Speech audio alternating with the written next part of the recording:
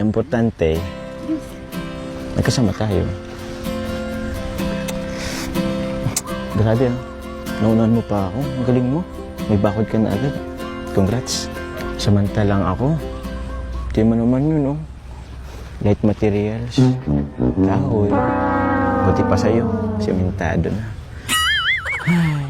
Ang cute kaya ng kubo mo dyan. Parang yung bahay namin dati sa Tarong. Oo. Actually, yung ginagawa yan, yung bahay talaga yung inspirasyon ko. Kaya ganyan ang inuna kong kulay. Para naman, may parehas tayo ng ano. Pero, tanong ko lang, kahit ba ganyan lang bahay ko, sasamahan mo pa rin ako? Siyempre naman. Kahit saan pa yan. Sure ka? Kahit ganyan lang yan? Grabe ka.